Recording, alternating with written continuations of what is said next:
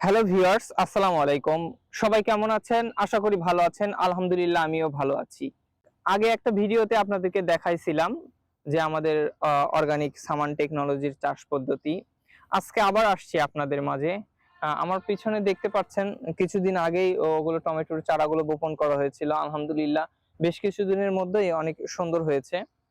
আর আরেকটা বিষয় শেয়ার করার জন্য আসলাম আজকে। আমরা জানি সাধারণত গ্রাম অঞ্চলে আলু কেটে আলুর ছোট ছোট টুকরো করে সেগুলো দিয়ে আলু বপন করে, ওই বীজ থেকে ওইটা থেকে গাছ হয়, সেটা থেকে আলু হয়। সাধারণত আমরা এটা জানি, আমিও তাই জানতাম।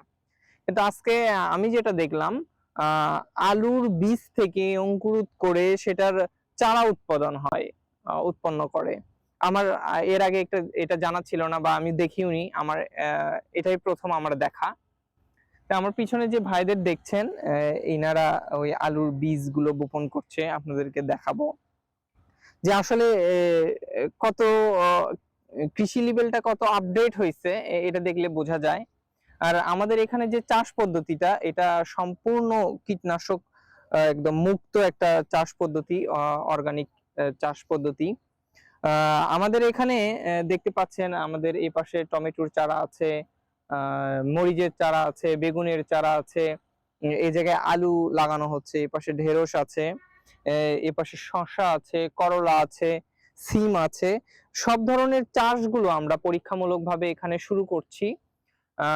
আপনাদের এ বিষয়ে কোনো অভিজ্ঞতা যদি থেকে থাকে আমাদেরকে অবশ্যই সাহায্য করবেন, যেন আমরা এটা প্রপারলি প্রজেক্টটা কমপ্লিট করতে পারি, যেন ভালো একটা ফিডব্যাক হয়, যেন এটা থেকে আমরা পরবর্তীতে কোনো কৃষকরা যেন ক্ষতিগ্রস্ত না হয়, তাদের যে চাষ পদ্ধতির ব্যয় তারা লাভ করতে পারে না, সেই অবস্থাটা ভেবেই আমরা এটা পরীক্ষামূলকভাবে শুরু করেছি। আপনারা আমাদেরকে সাহায্য করবেন যে কারো কোনো অভিজ্ঞতা আছে কিনা, যেহেতু আমরা প্রথম অবস্থায় শুরু করেছি। আর আমার পিছনে যে টাঙ্কিটা দেখতে পাচ্ছেন, এগুলোর মধ্যে জৈব সার আছে, এবং পাথরের যে ছোট ছোট কুচি থাকে এগুলোর মধ্যে অনেক মিনারেল থাকে। আহ, তার ফলে ওইটা দিয়ে আমরা পানিটা দিচ্ছি। এটাতে তিনটা টাঙ্কি আছে, তার টাঙ্কি ইকুয়াল করে পানি দেওয়া হচ্ছে আমাদের এই জায়গায়। আপনার হচ্ছে যে ইরিগেশন সিস্টেম করা আছে, ইরিগেশন সিস্টেমের মাধ্যমে আমরা এই চাষ পদ্ধতিটার করছি।